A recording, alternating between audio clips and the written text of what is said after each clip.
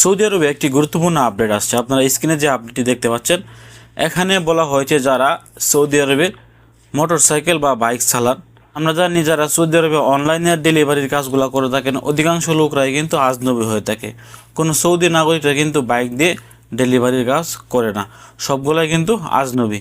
আপনি অনলাইনে ডেলিভারির কাজ করতে পারেন, অথবা আপনার পার্সোনাল ব্যবহারের জন্য আপনি বাইক চালাতে পারেন, অথবা আপনি যে কোনো কাজে আপনি একটা বাইক চালাতে পারেন। যদি আপনি বাইক চালানো অবস্থায় আপনি হেলমেট না লাগান, তাহলে আপনাকে 2000 রিয়াল পর্যন্ত জরিমানা করা হবে।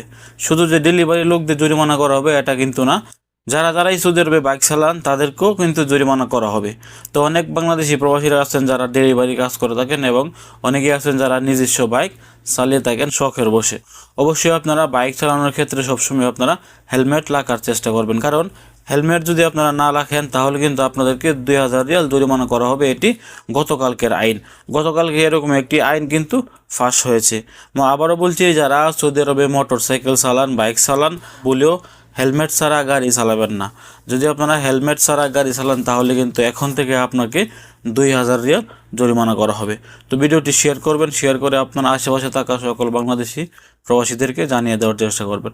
এবং আপনি যদি দূরপ্রবাসীর একজন নতুন দর্শক হয়ে থাকেন, অবশ্যই দূরপ্রবাস ইউটিউব চ্যানেলটি সাবস্ক্রাইব করে আমাদের পরিবারের নতুন একজন সদস্য হয়ে যাবেন। ভালো থাকুন, সুস্থ থাকুন। সৌদি আরবের নিত্য নতুন সংবাদ পেতে দূরপ্রবাসের সঙ্গে থাকুন। আসসালামু আলাইকুম।